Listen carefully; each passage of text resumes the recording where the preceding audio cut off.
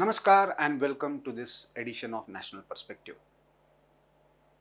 Friends, we are witnessing a lot of upheavals, not just in the political front, but also on social front.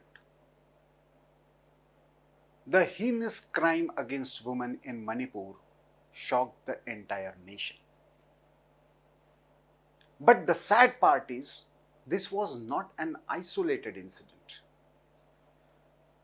In Manipur itself, reportedly, there were 3-4 such incidents took place in the first week of May.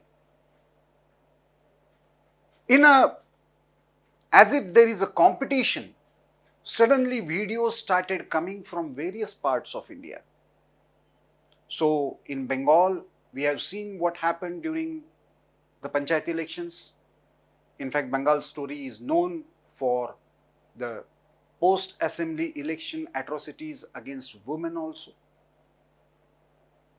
Rajasthan is turning out to be another, sort of capital for crime against women. In Uttar Pradesh, a case is reported. Heinous crime in Pune, where a moneylender raped a woman in front of her husband at almost a knife point. Now, how should we see this? Can these crimes be secular crimes or communal crimes? Can these crimes should be viewed depending on who is ruling which state? Or should we see them from a national perspective? And how should we see them from a national perspective? Let us discuss this in this week's National Perspective.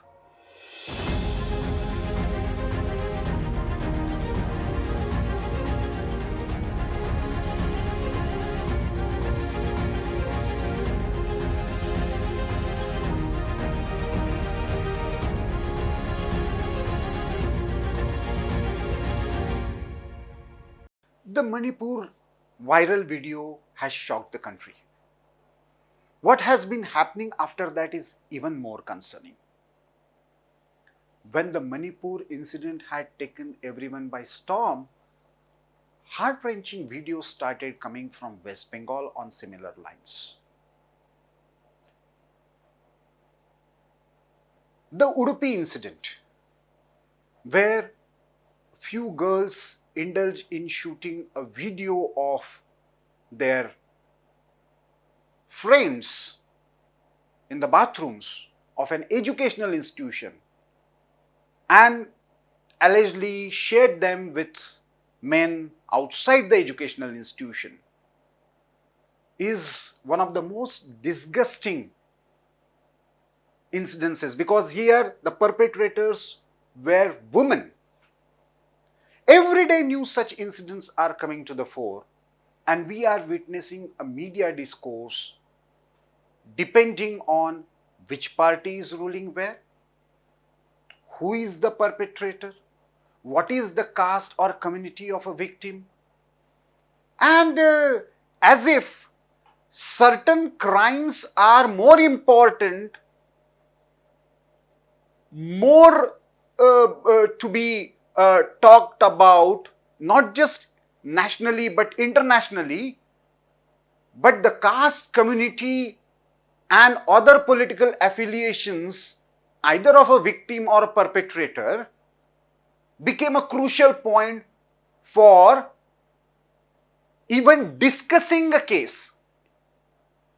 Now, this is a great danger to a nation and the society, because this attitude of responding to a crime, especially involving inhuman acts of disrobing not just clothes but the dignity of a woman as part of revenge, prank or politics, this should be the most alarming scenario for any civilized society.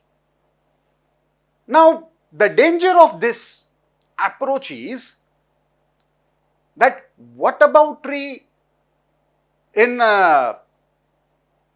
either in terms of double standards or hypocrisy practiced in our country, mainly by the people who claim to be liberals or reformist or speaking for gender justice. When they take such sides, then I afraid we are not really talking about core issues that are troubling our society at large. Dialogue is the essence of democracy. The collateral damage of changing goalposts, being hypocritic towards certain incidents, we actually undermine and neglect the pattern involved in such crimes. We are making a mockery of those women and their sentiments, their trauma, by bringing politics into it. Now, see the example. When some people want a kangaroo court kind of action against the Wrestling Federation president without proper investigation, there has to be investigation, and I'm underlining it. In the case about crime against women in West Bengal, see the irony. Chief Minister of West Bengal is trying to be a champion of democracy outside Bengal. The irony is, woman victim cannot even register a case there without court's intervention. And what is the response of parties like Congress and Communist parties? They decided to keep a mum against Mamta government for the sake of opposition unity. Is the trauma, is the crime against tribal women, is the disrobing or rape of a BJP worker's family member in West Bengal less heinous than what happened in Manipur? Then suddenly there will be self-declared fact checkers who would give a clean sheet to perpetrators depending on their religious identities. And they would not stop there. They will instigate others to haunt if some woman activists raise this issue. Justice based on equality before law and equal protection of law is the biggest sufferer in this process. The Uttar Pradesh video, or what happened in Maharashtra, where women could be seen literally crying, begging just to get back their clothes. Is this the India that our freedom fighters thought about? Is this the democracy that we actually visualized for? Are we going to understand and approach the crime depending on the religious identity and the ruling party of the state? In Rajasthan, Chief Minister sacked a minister for making a statement about growing crimes in Rajasthan. Now, NCRB data clearly support what the minister said there.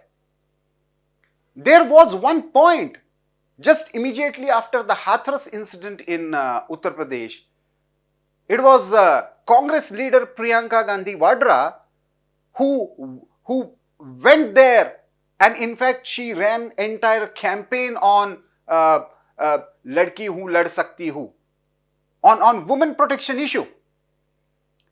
Can she keep mum in Rajasthan because now Congress is ruling there? This double standard is a problem. And as I said, rule of law is a casualty. Democratic process is a casualty. Every day, there are cases reported either related to, love jihad kind of, there are fraudulent conversions, fake identities being used, and ultimately women are victim. In fact, this entire pattern where women are the target of either inter-community or political war. This has somehow normalized. Now, talking about them has become enmity towards interfaith marriages. On the other hand, if a Muslim girl, uh, decides to get along with a boy from another community, she again faced the wrath.